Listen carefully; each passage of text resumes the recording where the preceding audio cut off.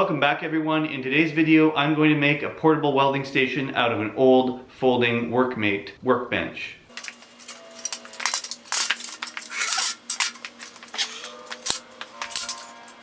So I'm sure that looks familiar. I grew up knowing this as a craftsman workbench or an old craftsman, because Craftsman, the brand, made these first, I think, and then other companies made their own version of it. This one is probably a Mastercraft.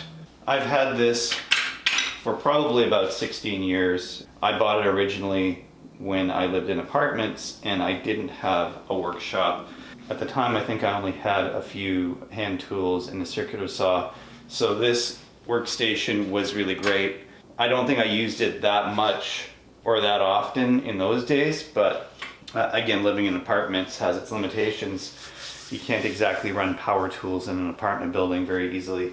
And I ended up, for some reason, dragging this around with me for the last 16 years. That's a testament to how well it folds up and gets stored away, because with the rest of the stuff in the garage, it just kind of got shuffled into a pile and probably ended up going on several different moves. And finally, we arrive at this house where I still have it.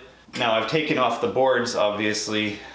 So I've got these two plates that will make up the tabletop for my welding station. I've got the MDF boards, the original laminated MDF boards. It has a little protractor on it and a scale, which is kind of handy. You can see the screw holes for the mounting screws. I'll use that as a template for my new tabletop. These Workmate, I'm just gonna call it a Workmate. These can be found at garage sales and flea markets all the time. In fact, I think if I go to any flea market on any given weekend, I'm bound to see at least one of these lying around. What's important is you have the frame structure.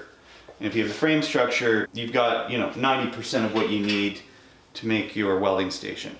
Now it does have a clamping system, which is pretty cool. I'll be able to make use out of that. The plastic handles are, I'll leave them on for now. They are removable. I see there's an Allen key hole here. I could remove them. It's quite possible that these will melt over time from welding, from the heat, but we'll see. I'm hopeful that they're not going to melt.